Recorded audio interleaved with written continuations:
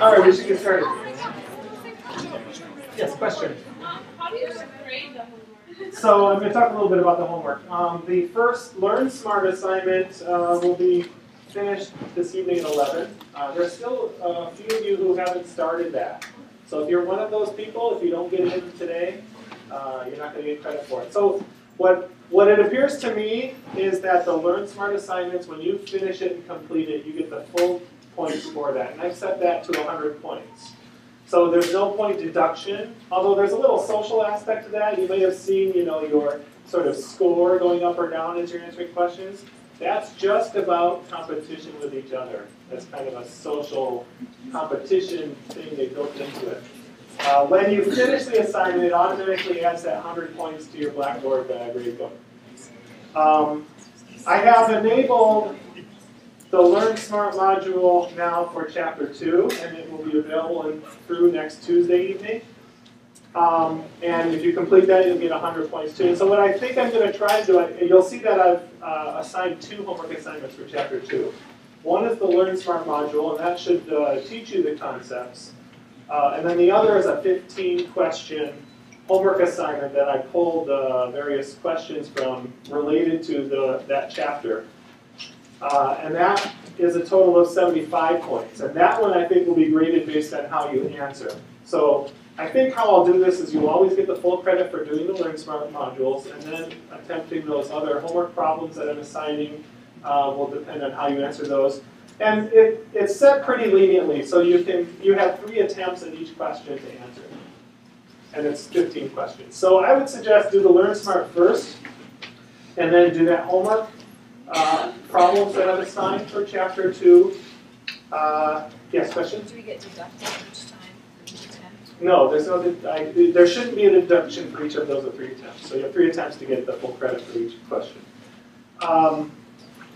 I was going to say something, and I just lost my train of thought. We'll see how that goes. So those are worth 75 points. So I think overall, if you're doing the things, you should get most of the maximum points for the homework possible. All right, any questions on the homework? Oh, yes, I remember. The homework part, so the Learn Smart module will be completed next week, Tuesday, and I've extended that 1 more day for the homework part. So if you didn't finish until Tuesday, you still have 1 more day to do the homework part. Okay? All right. Very good. Well, we're right in Chapter 2 and talking about structures and bonding and properties of alkanes, organic molecules. And if you recall, we were talking about a couple of different bonding models for describing organic molecules and molecules in general. So valence bond theory, we can use as the best way to visualize, I think. It's what we're going to use mostly here. Thinking about the atomic orbitals and how they might interact to form chemical bonds. So in a simple example of hydrogen, you have 2 hydrogen atoms, each with a 1s orbital, and they come together, and they want to share a pair of electrons in a covalent bond, and so those s orbitals simply overlap in what we refer to as a sigma bond, an end-to-end overlap of atomic orbitals. And then there's the more abstract, but probably more realistic view of bonding, and that's molecular orbital theory. We're not going to really talk too much about molecular orbital theory, and I didn't assign anything on MO theory in the homework. But you should be aware, because some of these concepts we may refer to later in the class.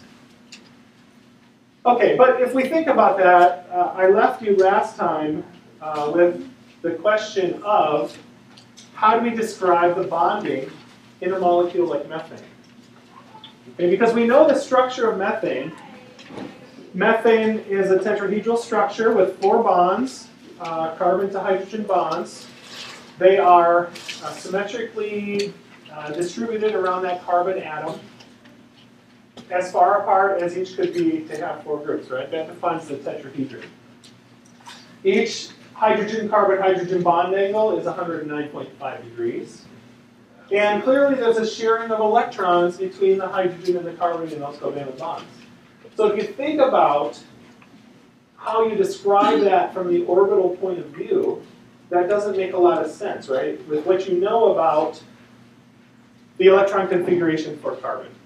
So if you look at the electron configuration for carbon, you have 6 valence electrons, right? I'm sorry, 4 valence electrons. Carbon has 4 valence electrons, and that would be an electron configuration of, in the valence shell, 2s2, 2p2, right? The s orbital being a little lower in energy than the p orbitals. You know you have 1 s orbital, 3 p orbitals, and so if you look at that in a sort of energetic view, the 2s orbital and the 2p orbitals, you have 3 of them, right? Higher in energy. And if you start to fill that then with those 4 valence electrons, you start with the lowest energy orbital, the s orbital, and you fill it with 2 electrons, and then you start distributing with the remaining ones through the p orbitals. Okay? So that's all the valence electrons we have on carbon. And if you look at this particular electron configuration, there's no way you can think about how to overlap hydrogen with their s orbitals with these orbitals on carbon, right? So if you think about this in a more pictorial view, I'm going to write that.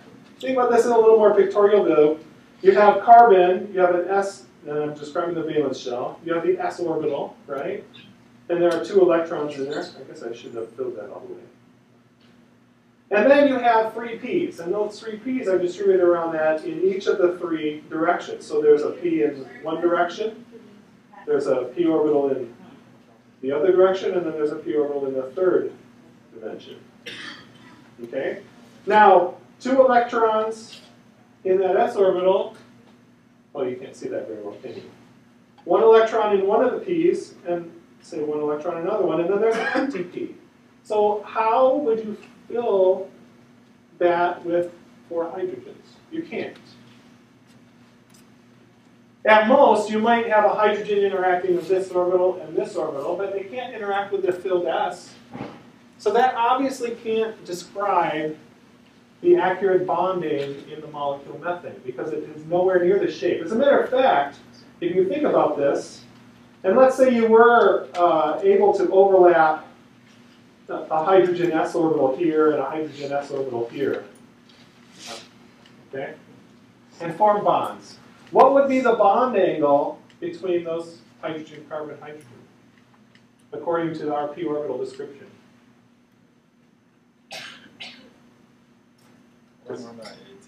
No. You think about it like that. What's that bond angle? 90 degrees, right? Does that describe what we actually see in methane? No. So something has to change. It's not that simple. In order to adopt the lowest energy configuration for those electrons in the 3-dimensional space, and we sort of describe this with our DSEPR theory, the electrons will repel each other as much as possible, so they'll be as far apart as possible.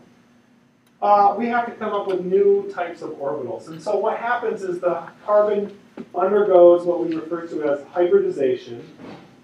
So if you think about the electron configuration in atomic carbon, and if it wants to bond, it's got to redistribute those electrons into 4 equal orbitals. We have 4 equal bonds in carbon, so we have to have 4 equal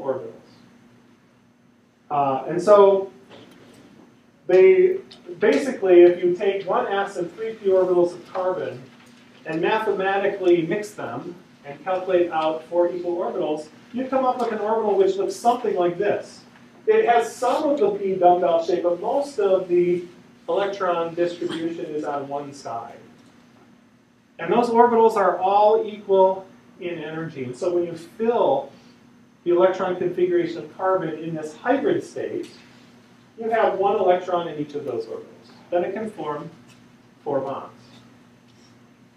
All right? We refer to that as an sp3 hybridized carbon because it's made up of a combination of 1s and 3 p's.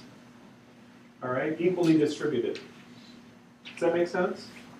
And the shape in 3 dimensions is of a tetrahedral, as we see. Okay, so this is a figure from your book. If you take a look at methane now, this electronic configuration and orbital configuration much more accurately describes the shape of carbon. So if you think about that is one hybrid sp3 orbital, that's the second hybrid sp3 orbital, the third hybrid sp3 orbital, and the fourth hybrid sp3 orbital. Now each of those containing one electron can overlap with a hydrogen at each of those ends to form the sigma bonds. Okay, so that describes the accurate picture of what we see in methane. Okay? So the atomic orbitals that we describe, S's and P's, do get mixed when they have to actually form molecules and form bonds. The S's and P's no longer exist. Okay? What exists is the hybrid orbitals. So that gives us the tetrahedral shape. And any atom which is sp3 hybridized, where those S's and P's have all mixed to form a bonding situation in a molecule, has to be in that tetrahedral shape. Okay? That describes how we bond higher alkanes as well. So not just methane, but if you have bonds between carbons. You have a single bond or a sigma bond between carbons, like in this ethane molecule. It is simply a bond formed by the overlap of two hybrid orbitals on each of those carbons. Okay, so we have the two atoms, carbon atoms coming together. They will overlap to share a pair of electrons in a sigma bond, where we have an end-to-end overlap of two sp3 orbitals, one from each carbon.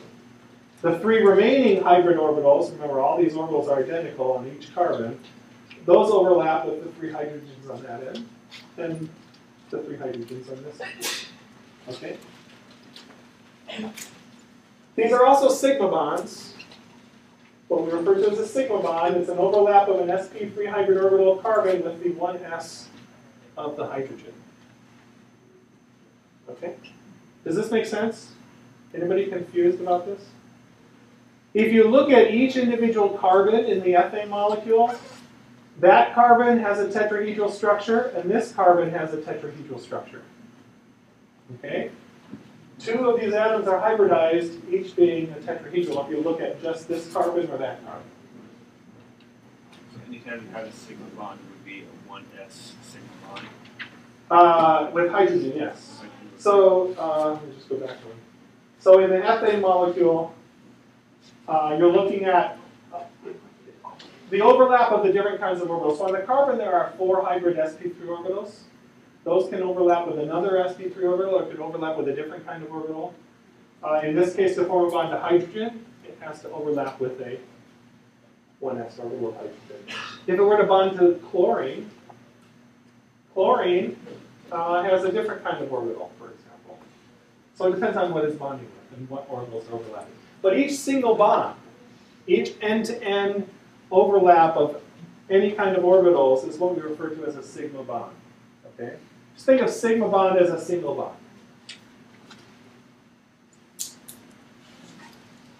Okay, if we take a look at water, I told you that the hybridization of carbon occurs to form the most stable configuration so that it can form 4 bonds and make methane. But we see the exact same kind of hybridization in something like water. Okay? It's the same principle. Each of the orbitals on that oxygen atom in water is an sp3 hybrid orbital. Okay? So if you think about the electron configuration of oxygen, again, oxygen has 8 electrons. So you have the 2s and you have the 2p orbitals. Okay? If you're to fill that electron configuration with those, sorry, did I say 8? With those 6 valence electrons, you start here, 1, 2, 3, 4, 5, and 6. Okay? That might allow you, I mean, if you look at that electron configuration, that would allow you to envision being able to form 2 bonds. Okay? But again, if it is in this configuration, and you look at how that might look at the atomic level of the oxygen, you have the oxygen s orbital, right, with 2 electrons. And then you have a p in one direction, a p in the other direction, and then a p coming out and going back. okay, in the X, Y, and Z direction. Let's just put 2 electrons in this one, we'll put 1 in here, and we'll put 1 in here. Right? So if you were to then bond that with hydrogen, an s orbital of hydrogen,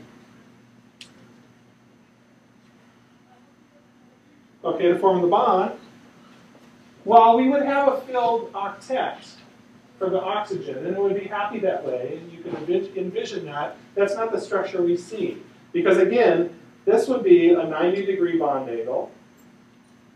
Okay, and so there would be also 90 degrees between this and the lone pair. And in fact, in water, what we see is not a 90-degree bond angle, we see a 105-degree bond angle. Again, the electrons in the lone pairs, in the filled orbitals, and the electrons in the sigma bond want to be as far apart as possible. And the only way to achieve that is for oxygen to hybridize to an sp3 hybridization. Again, mixing the 2s and the 3,2p orbitals to form 4 equal orbitals. And so that would be the sp3 orbitals, where 2 of those are filled, and if you put those 6 valence electrons, we can form 2 bonds. Okay, so that would be the electron configuration of oxygen as a hybrid. And that fits what we see. The hydrogen-oxygen-hydrogen bond angle of 105 degrees. And then the other lone pairs occupying the other points of that tetrahedron. Okay, so a key point to remember here is that lone pairs will occupy hybrid orbitals, hybridized orbitals.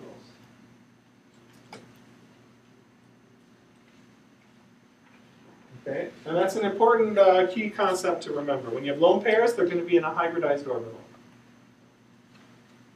As we'll see, there are some molecules which don't have all of the P's involved in hybridization, and they have a different structure. Okay? Any questions on water and why it has the shape it has?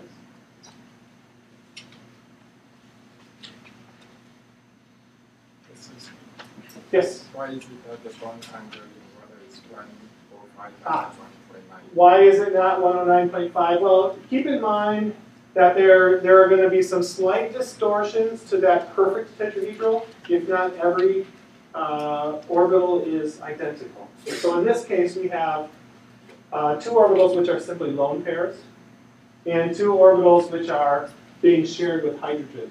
So that depends on how far apart from the nucleus the electrons actually are distributed. So when you form the bond with the hydrogen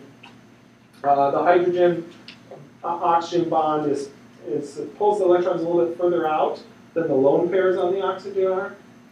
So it can accommodate a little more space. So they can become a little bit tighter, a little bit closer together when the lone pairs become a little bit further apart. Does that make sense?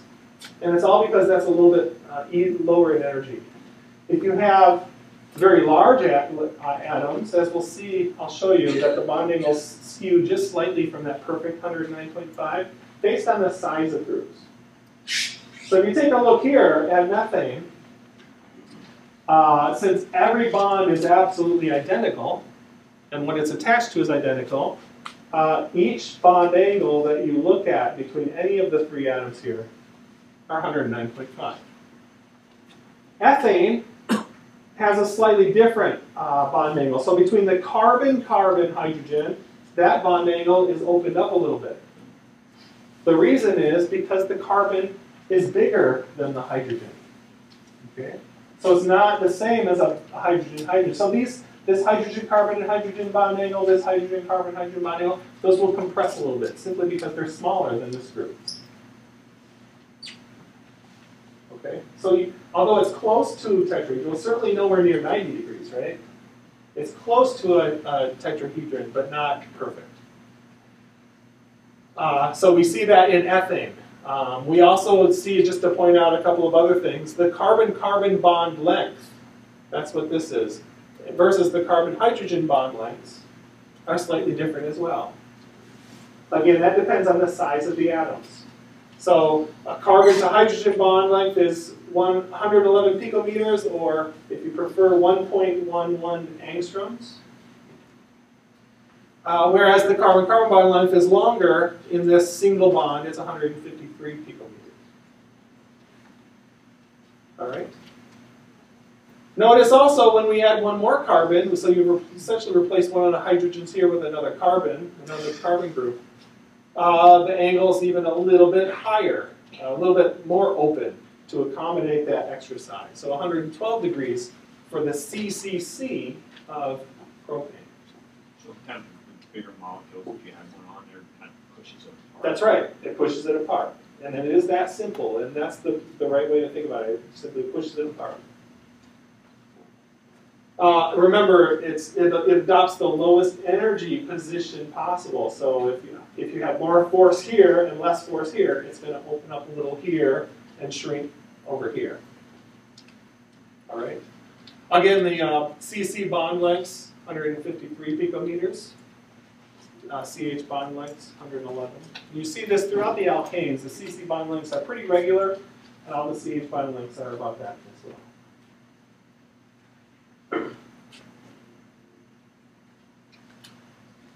Okay, another aspect of alkanes that we need to talk about is the possibility for additional isomers to be formed for alkanes.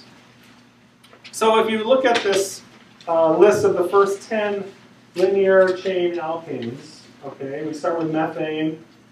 There obviously are no other ways in which to connect together 4 hydrogens and 1 carbon, right? Ethane, you can connect the CCs and then you just have to put the hydrogens in all the rest of the bonds. Propane, 3 carbons in a row now you can have, but then we get to something like butane.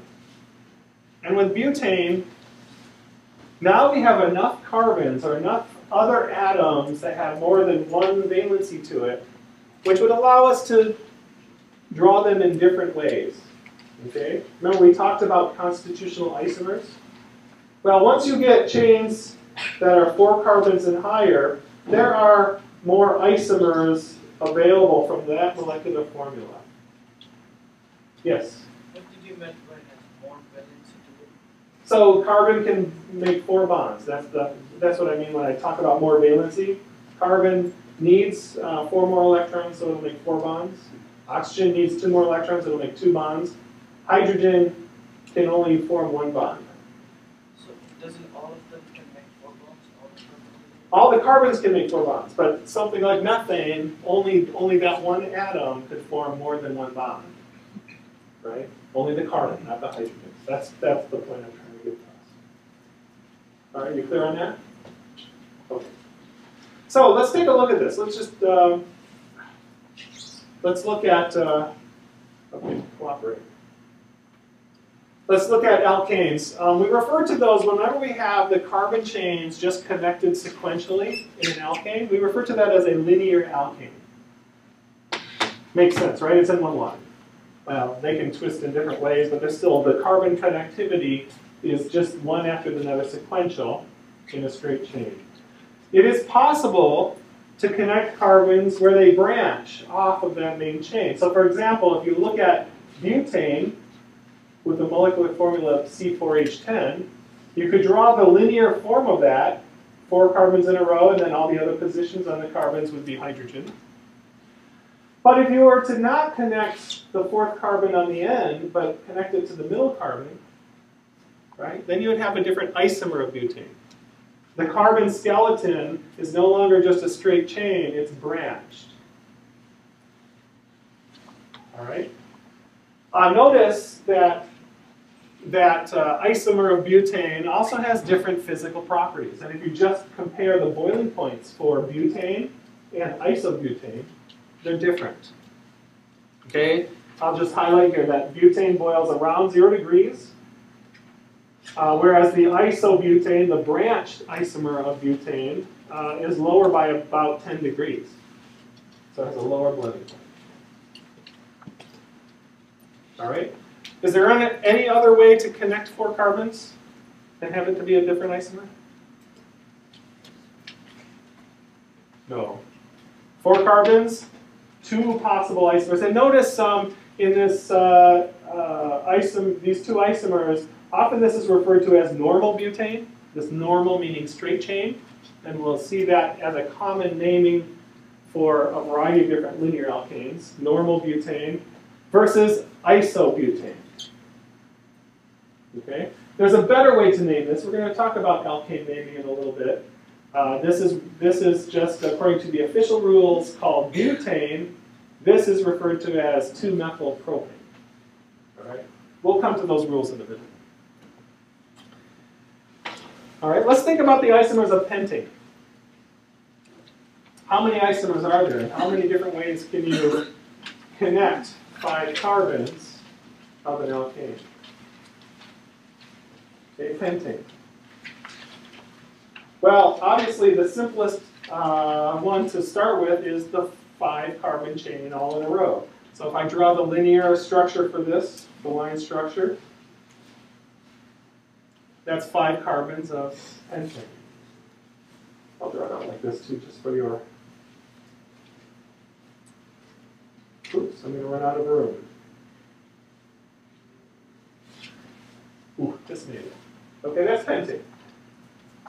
So if you're going to start drawing the different isomers of pentane, let's chop off a carbon from the end and stick it somewhere on a branch position.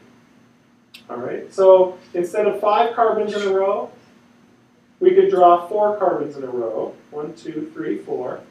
Remember the line structures, each end and each corner is a carbon atom. Okay, so then you can add that 5th carbon on there, right? We could add it in that position. That's a different isomer. Okay, is there another way we can connect these? What if I drew this 1, 2, 3, 4, and put it that way? It's the same. And I see this mistake come up, and I put this up here because I see people get this wrong all the time. Some people recognize right away that that molecule is identical to this one. Some people don't. I guarantee you some people didn't see that. So if you just flip this over, pick it up off, and flip it over, it's identical. And the way to see that, of course, is just to number the chain. This is on the 2nd carbon in from the end. This is on the 2nd carbon in from the end. So that's not a different isomer.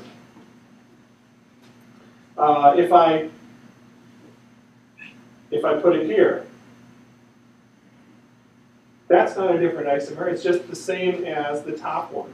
All right, it's just 4 carbons in a row. There is a 3rd isomer for pentane, however, so that's not a different one. The 3rd isomer for pentane actually takes 2 carbons off and just starts with a 3-carbon chain. And looks like that. Okay, that's the 3rd isomer for pentane. So pentane itself has 3 possible isomers.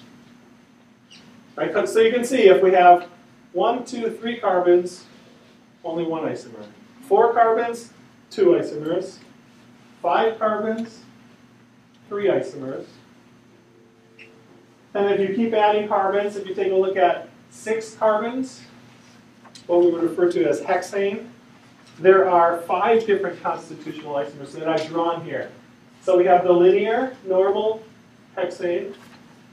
If you take 1 carbon off and use a 5-carbon chain, you can put that additional carbon on the 2nd carbon of that chain or on the 3rd carbon of the chain. Those are different. You can put take 2 carbons off, so you have a 4-carbon chain, in which case you can put those 2 carbons on the same position, the 2nd position, or 1 on the 2nd and 1 on the 3rd. Those are all the possible different isomers for hexane. Okay, and in fact, if you look at the number of isomers possible as you add more and more carbons, it starts increasing exponentially. Okay, so 5 isomers for hexane, you add another carbon, 9 isomers. Octane would have 18 possible isomers. If you go up to 10 carbons, you're up to 75 isomers possible. That's the different combinations of how you could connect those carbon skeleton chains with branching to make different isomers, different constitutional isomers. Let's see, what is that? I can't see. C40, 40 carbons has 62.5 trillion possible isomers. Okay, so your assignment for next week is to write all 62.5 trillion isomers for C40H82. Obviously, not all of those actually exist, but theoretically they could all exist as separate, different molecules. Okay, so we have a challenge then with butane. It's simple. Two isomers of butane, I could call it normal butane and isobutene, meaning the isomer of butane. But if I start to have more and more possibilities, how do we name them? How do we distinguish them differently? That's where we have to have a systematic method which allows us to provide a name, and also from the name you could easily draw the structure. And so what we've done in organic chemistry is come up with a system to name organic molecules so that you always know the structure of what we're talking about. Okay? So this section, we're going to be talking about the rules and guidelines for the official naming system, which is referred to as the IUPAC, Nomenclature for Alkanes. IUPAC stands for International Union of Pure and Applied Chemistry. It's an international group which basically comes up with rules for how we talk chemistry around the globe. And it's important that everyone be speaking the same language, otherwise we'll be confusing each other. Sorry, this is a little light. This is a chart from your book, which lists the linear alkanes, these are the unbranched alkanes, and the official IUPAC names for them. So starting with one carbon, you have methane. You've heard me use these a lot. Methane. 2 carbons is ethane. 3 carbons is propane. And actually, I don't know where they came up with those. But when you go higher than that, essentially they're just using the Greek prefix for the number of carbons. So butane has, but is 4, 5 is pentane, 5 carbons, hexane, 6 carbons, heptane, 7, octane, 8, nonane is 9, and decane is 10. And then you can go up from there, undecane, dodecane, tridecane, all the way up to icosane for 20, and well, we don't deal too much with larger ones, but there are official names for each of those linear hydrocarbons. All right, and so you just have to remember those. Actually, the first 10 you should know. All right, methane, ethane, propane, butane, pentane, hexane, etc. Now, once we have branching, we have to figure out how to name molecules that are branched. So knowing that basic naming for linear alkanes, we can follow a stepwise systematic procedure for being able to name all the possible isomers. So you could have 62 trillion isomers, and you would be able to name them all differently. And I'm going to go through these rules and describe them a little bit, and then we'll take a look at some examples. So the first thing you have to do in naming any organic molecule is look for the longest continuous chain of carbons. That could be any number, what you're looking at. The longest continuous chain, so you're looking for that longest linear sequence of carbons in the molecule. That longest sequence then is what we refer to as your parent molecule, the parent chain. So if your longest sequence in a molecule is 6 carbons, your molecule name is going to be based on hexane. All right? Once we've identified that, and sometimes it's not so easy to see depending on how you draw it. Once we identify the longest chain in the parent molecule, then you have to identify the carbon substituents, or any of the substituents actually, that are anything that's not hydrogen. For alkanes, we're talking about carbon branches. So identify the substituent groups attached to the parent chain. When we talk about carbon groups as substituents rather than as part of the parent molecule, if we're talking about as a branch, we change the ending from ANE to a YL. So for example, if you have a branch on a molecule which is just one carbon, right? One carbon, if it's a one carbon alkane, it'd be methane. If it's a substituent or a one carbon branch off of a larger chain, we would call it a methyl group. Okay, a general name would be an alkyl group. A substituent, that's an alkane. All right, so we identify the substituents. Then we have to number the main chain in a very systematic way. You start at the end of a chain, number 1, and you number the chain all the way through. You start at the end of the chain that's closest to a branch or closest to a substituent. All right, the goal is always that you want the lowest numbers possible in your name. Okay, you can do that from either end. If there are substituents equal distance from either end, you look for that next differentiating branch. Okay, if there's more than one branch, and so on. And so if you do that sequentially and systematically, you should always be correct.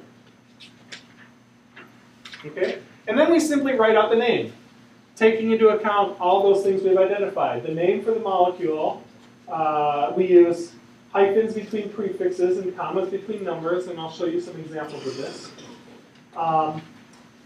We start with the parent name,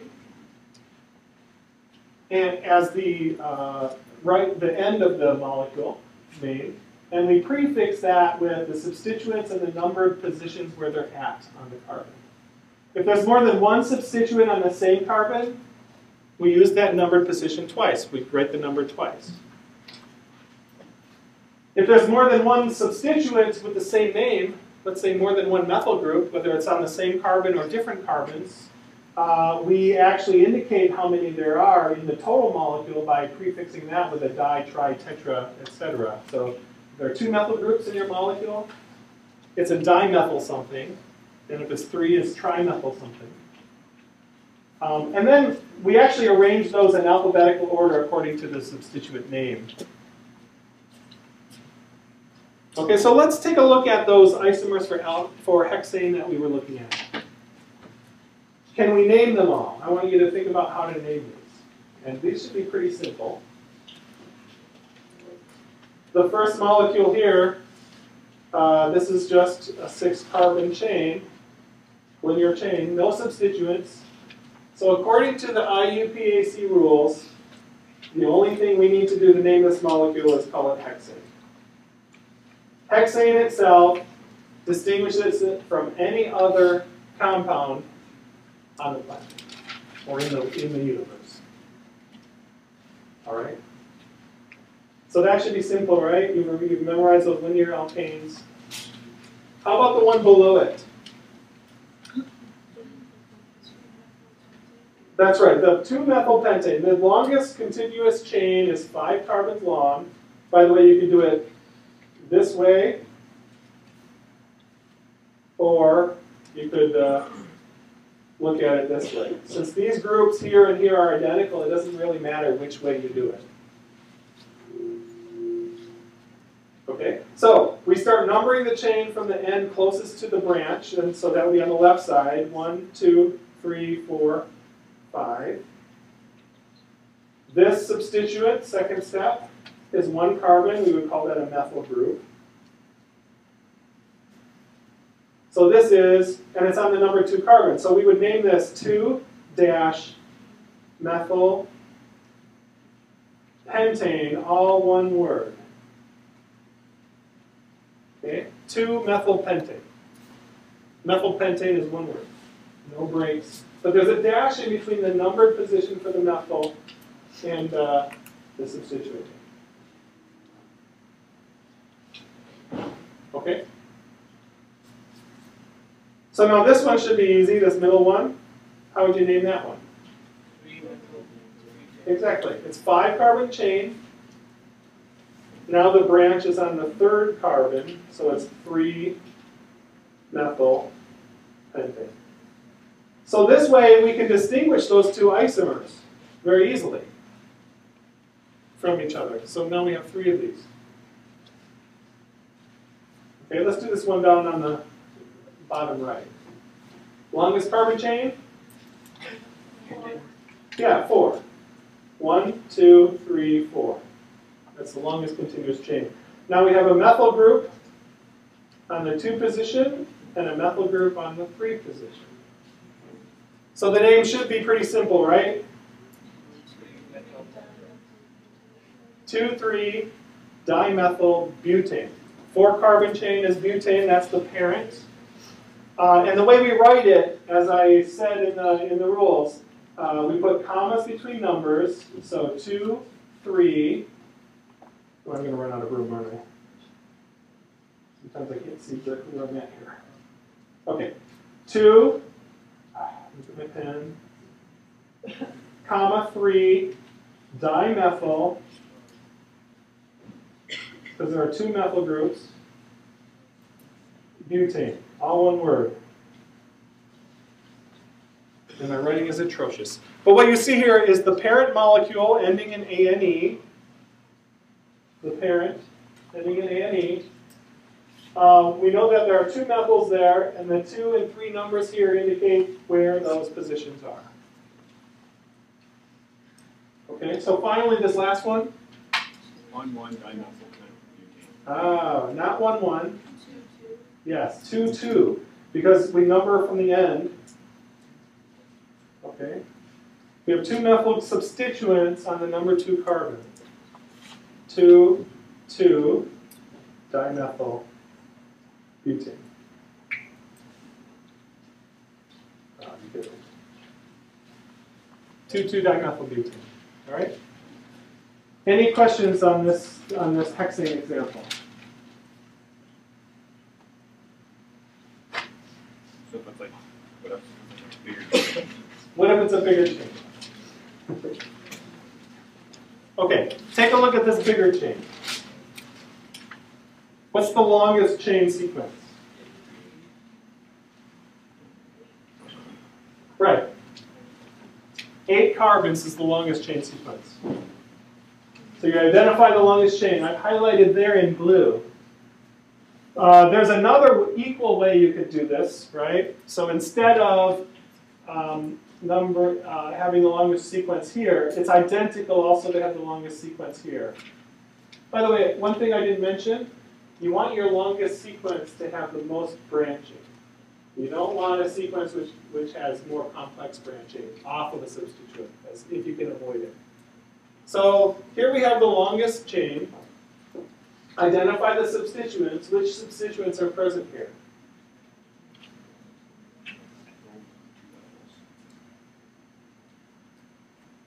Right, there are 3 branches off of this chain. 2 of those are 1 carbon methyl groups, and 1 of them is a 2 carbon ethyl group. All right? And so you number the chain then. You have to number the chain from the end. Starting from the end, that gives the lowest numbers for your branches.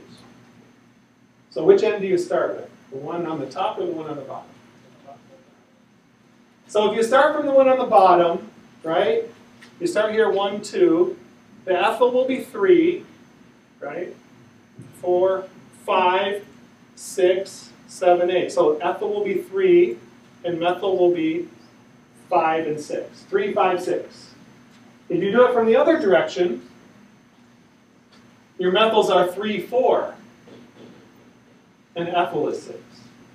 Okay, so overall, we have numbers of 3, 5, 6 or 3, 4, 6. You should choose the one which, in this case, the first branch is at 3 either way, so you look for the nearest next branch. Okay, so if you started here, and you numbered in this direction, the nearest branch would be 2 more away. Whereas you number here, you hit the first branch here, the next branch is 1 carbon away. So you always go sequentially by the nearest branch. Okay? From each end, right? 1, 2, 3, 1, 2, 3, and then the next nearest branch is starting on the left side. So the name for this molecule, you put all that together. The substituents and numbers are together. And you put that all together, what you get out here is 6-ethyl, 6-ethyl, dash, so there's always dashes between numbers and letters, 3, 4 dimethyl octane. So octane is the parent chain. We have two methyl groups, so it's a dimethyl. One of those is on carbon 3, one is on carbon 4. And we also have an ethyl group on carbon 6. So each of the substituents is indicated here with the number, with the position and the name. And you notice I've put these in order of alphabetical order of the substituents. Not counting the di, tri, tetra. That's not, you don't consider that for alphabetical naming. Ethyl, E comes before M of methyl, and so you would start with ethyl first. To be honest, that's one of the more finer points that doesn't really affect the structure. If I were to call this 3,4-dimethyl 6-ethyl octane, technically it would be wrong, but functionally it should give you the same molecule. Okay, so I'm a little less picky about that, but I don't need to do it. That's a real fine point, the alphabetical ordering. The most important thing is you get the numbers associated with the right substituents for the name. Okay?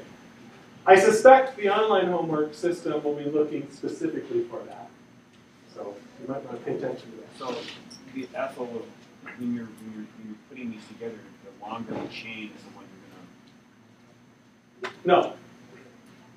The longer the chain of the substituent, doesn't matter. It's all alphabetical. So ethyl comes before methyl in terms of the E versus M. But what I'm talking about is the numbering. The numbering doesn't matter. It's the position of the branches. It doesn't necessarily matter what the groups are.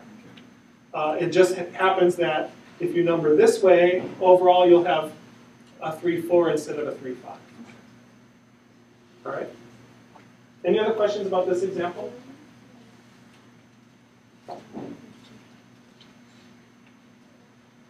Okay, I want to talk a little bit about substituents and alkyl groups. And one of the things that makes this a little more confusing is that we organic chemists have a lot of common names that aren't official IUPAC names, but are used often, particularly for smaller groups. So if you look at some of the examples I have here, an alkyl group as opposed to an alkane is a carbon substituent as a branch off of a larger molecule. You can see some of the common names here indicate that. They end in a YL ending, referring to it as a substituent. So in this case, methyl chloride.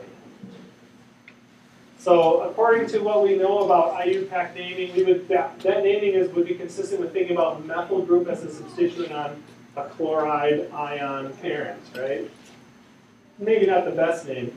The official name for that would be chloromethane, by the way, chloromethane. But methyl is a substituent. Ethyl alcohol, the ethyl group is a substituent. Notice here these 4 carbon groups and how these are named. So if you think about this molecule, the names here in gray are the official IUPAC names. These are very common names that people use all the time. 1-chlorobutane. Now notice, since it's not a carbon substituent, it's a different atom substituent. We have to name those atoms as well when we name molecules. 1-chlorobutane, 4 carbon with chlorine on the first, often referred to as N-butyl chloride. Again, this is referring to butyl as a substituent, the N meaning it's normal or linear. Kind of a common name. You'll see this show up. Sec-butyl chloride is the name for 2-chlorobutane. We'll talk about this in some detail. Sec refers to chlorine being on a secondary carbon of a linear chain. 1-chloro-2-methylpropane is isobutyl chloride. 2-chloro-2-methylpropane we refer to as butyl or tertiary butyl chloride. And there's some history to where those come from. And they actually relate to some of the things we'll talk about substitutions on carbons. So on Friday, we'll go into a little more details about naming alkyl substituents and some of the pitfalls of the common names that are often used for these small carbon groups. All right?